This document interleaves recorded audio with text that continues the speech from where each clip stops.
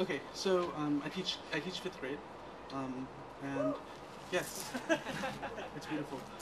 One of the things that we've been doing is listening to news, and it is in the ESL class. So we listen to the news broadcast done by NPR, and after listening to it and taking notes, we reflect and we pick our favorite words and write poems using those words. And this is me writing in one of these exercises too. It's called Break Devastation. And Tony Hayward, the CEO of BP, said, "I'm as devastated as you are by what I've seen here today. And later on, I want to get my life back." And this is around the top kill.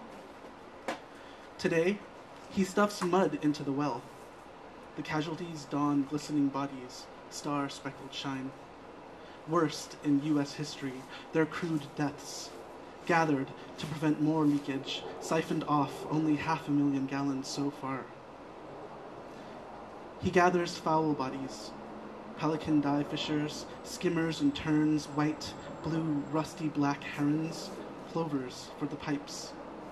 Gathers bottlenose, common cetaceans, and half-shell corpses, tainted killifish, parrotfish, hammerheads.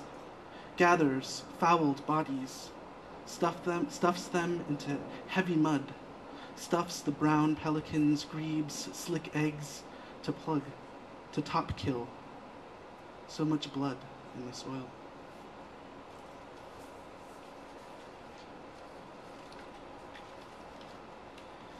I'm from Florida, and I've spent a lot of time on the Gulf Coast, Sanibel Island, and Clearwater specifically. These are places that are very dear to my own personal narrative and mythology.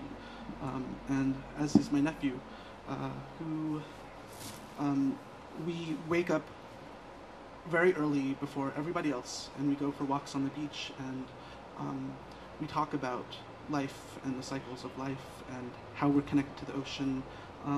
And part of our ritual is to wake up and to call to the spirits of the ocean and thank them. And if they're happy, then they give us a sign.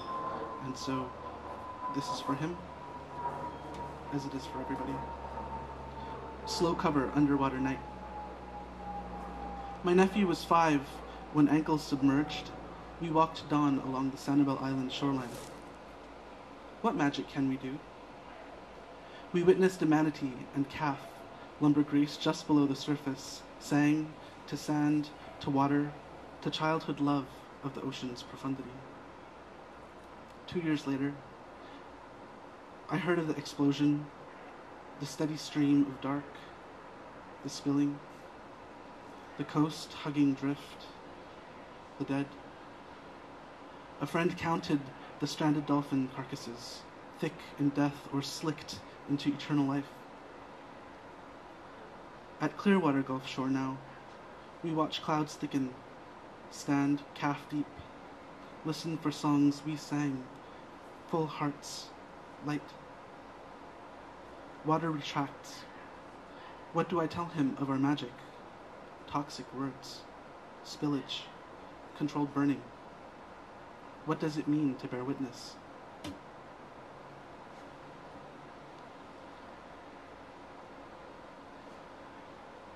And the last poem I'm going to read is by Jeffery Yang in his book, An Aquarium. It's such a beautiful book. And the one that I'm going to read is called U.S. The U.S. is a small fish with a false head, or a big fish with false scales, or a dream to the perfect fish that turns into nightmare, or a fish with a mouth as big as an atom, or a secret fish named Morgan, Mellon, Carlyle, Rockefeller, or a fish that eats its own tail, or an illegal fish with respect to its own laws, or a fish with a circulatory system of black gold, or an army of robot fish, or a fish that acts like it's the only existing fish, or a Japanese fish, or an Israeli fish, or a fish that pollutes the whole sea, or a fish that consumes the whole sea, or a fish that ate its ancestors, or a fish with a double life, or a fish out of water hooked up to a respirator, or a fried fish, or a fat fish, or a red fish, or a fish unhappy with its own skin, or a tin straw lionfish,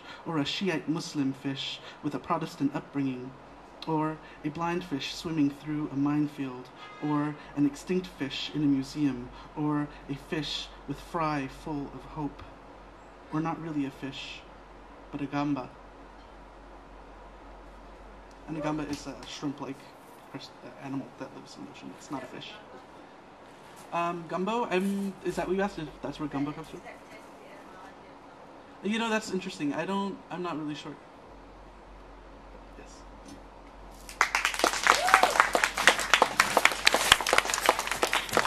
Please give yourselves all a round of